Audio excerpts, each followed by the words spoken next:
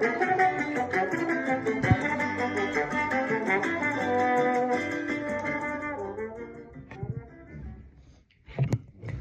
everyone and welcome back to Living with Noah and Ben. Today's episode, called Inspiration and Problems, where we're going to focus specifically on Venezuela and Bolivia, which Noah, they're such hot topics right now, right? Yes, they really are, Ben. I'm just really looking forward to do it. Let's get started. And Noah, before we start, I just want to let our audience know, this has been a big day for you, already filming one other podcast. Yeah, had another podcast, was reviewing some movies earlier, getting really excited to talk about Venezuela and Bolivia. Yeah, just diversifying your portfolio, man. Absolutely. To start off, we would like to talk about what we believe is very inspiring about Venezuela.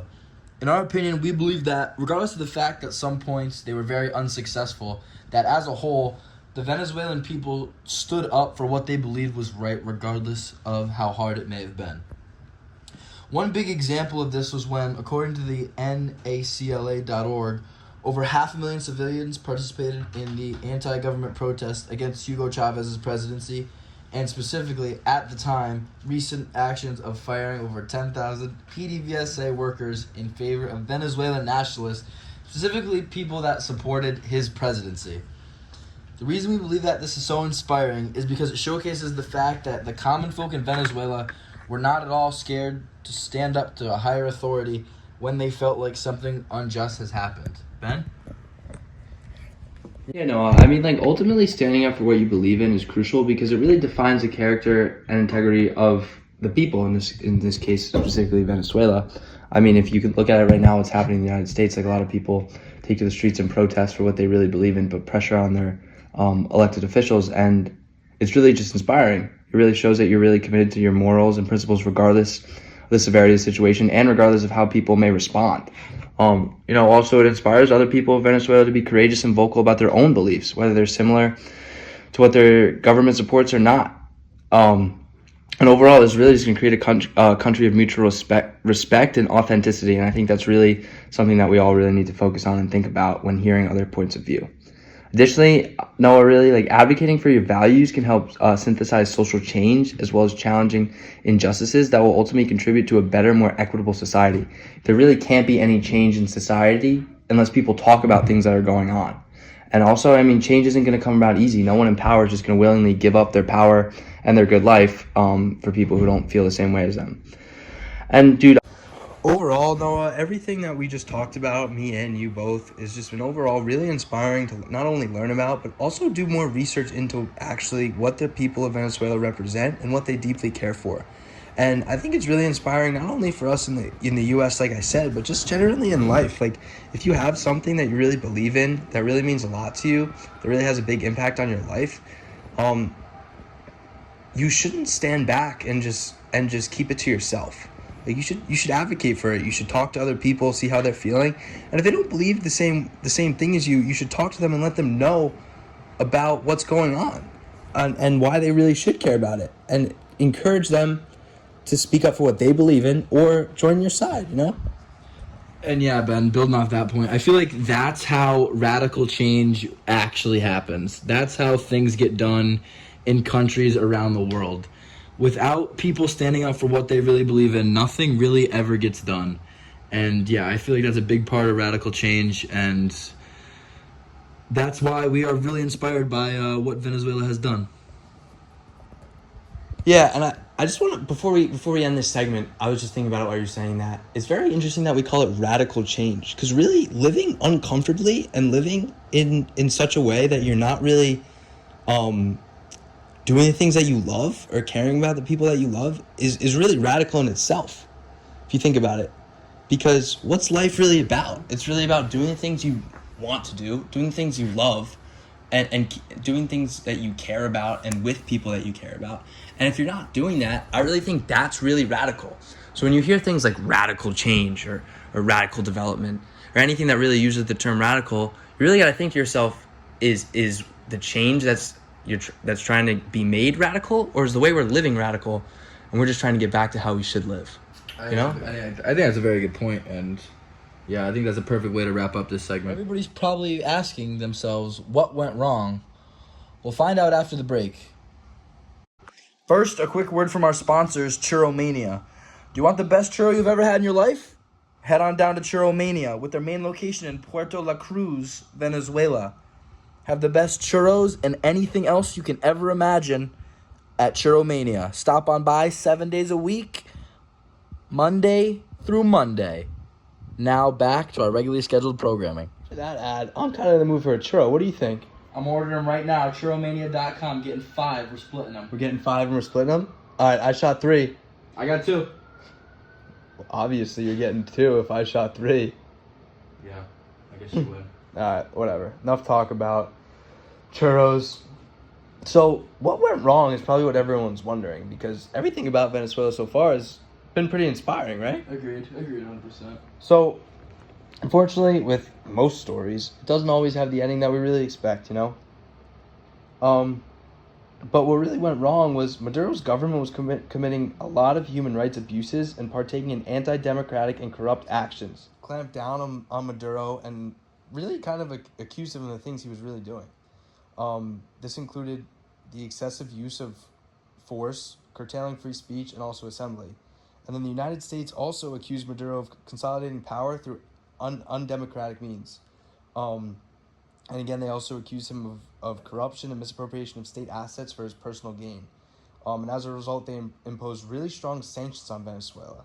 Once they did that, these sanctions cut off the Venezuelan government's access to the U.S. financial markets and blocked transactions with the PDVSA. And that's kind of really where it all went downhill. After that happened, Noah, the PDVSA had to sell products at a heavily subsidized price in really just domestic and regional markets, and this reduced their cash flow and profitability of Venezuelan oil, which really had a devastating effect on the economy and the people. The PDVSA was also required to fund social programs for the government, and this really diverted a lot of their resources away from oil production and maintenance. And on top of this, with the overvalued exchange rates, it really caused Venezuela's oil production to decline by over 40% between 2015 and 2018 alone. And for a company that, for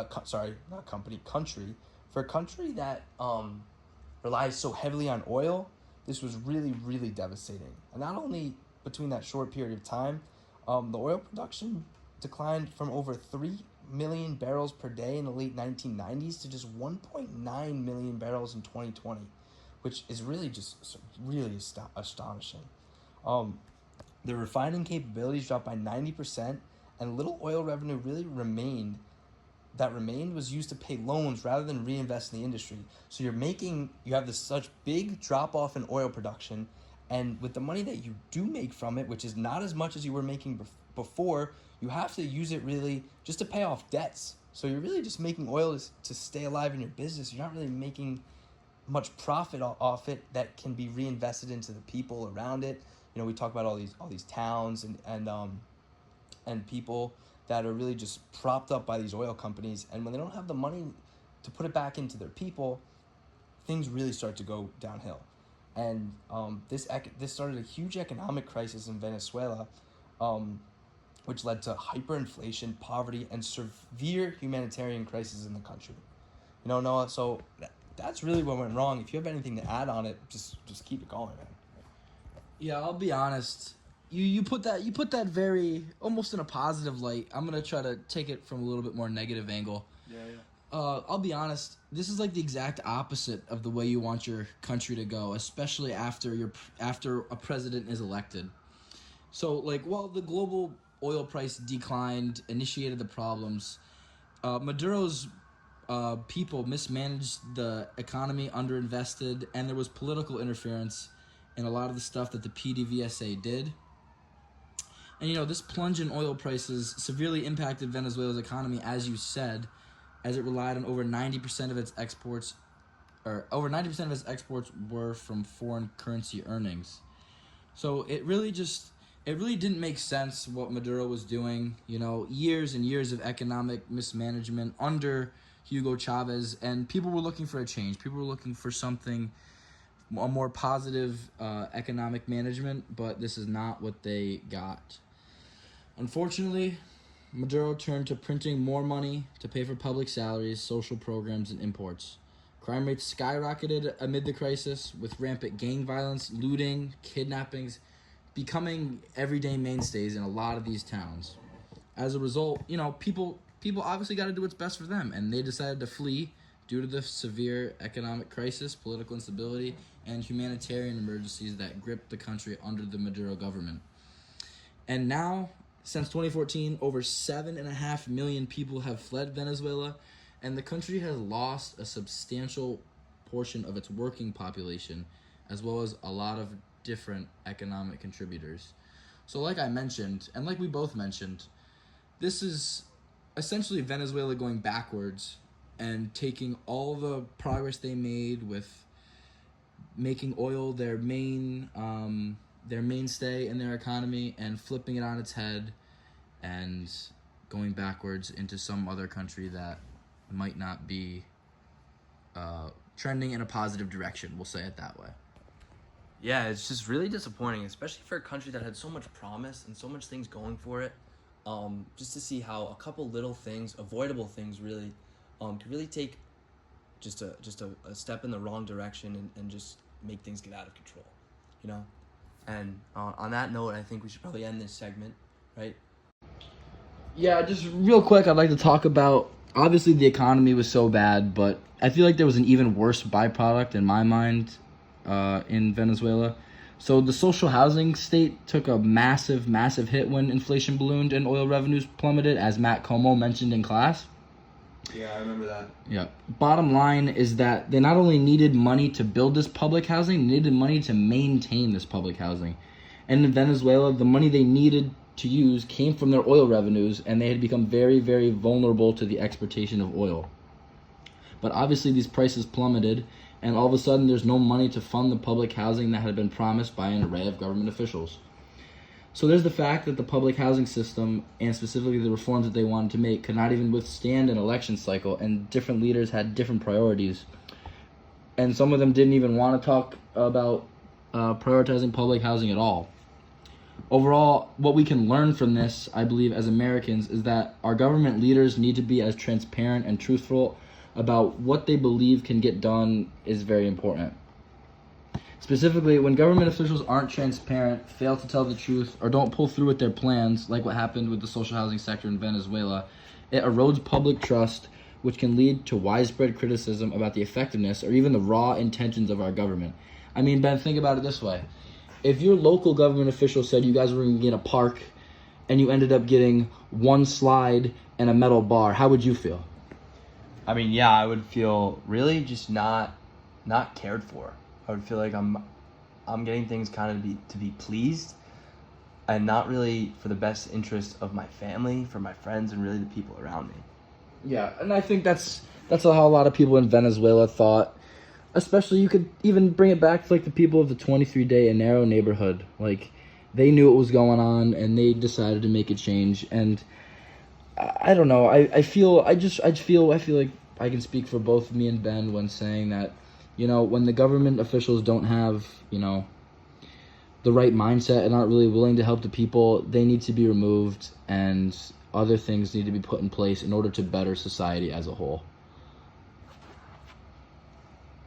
Yeah, dude, sorry, before we go, and I think you touched on it earlier, but when you think about the social housing and the public housing in Venezuela, especially under Chavez, dude, even before Maduro, as Tinker Salas really pointed out, the public housing was terrible. It was inhumane. People were forced to live in spaces that were just way too small for the size of their family. You have people, I mean, essentially living in living rooms, not even what's the word I'm looking for? Not even bedrooms. And the maintenance of these houses was almost non-existent. There were water leaks, electrical houses, and the houses were falling apart. There's just no way to live. Think about, you know, if you're going to work, you have a tough day at work. Think about now, like, you just want to go home and just sleep in your own bed. Even here at college. Yeah, sleep in your own bed. Really just feel at home. You can't feel that in a house where everything's falling apart. You don't really have the capacity yourself or the control to fix it. You're really relying on someone to come fix it, and they're not fixing it for you. So how do you feel? Not only that you can't fix it yourself, but the person that you rely on to fix it isn't there to help you. Nor were they there ever in the first place. Yeah. And on that note, I think we should probably end this segment, right? We'll have another break from our sponsor, and then we'll move on to Bolivia, which is another interesting interesting story. And maybe a little bit more positive note. to end. A little more positive. We'll try to get a little more positive here on this podcast. We'll see you guys back in a bit.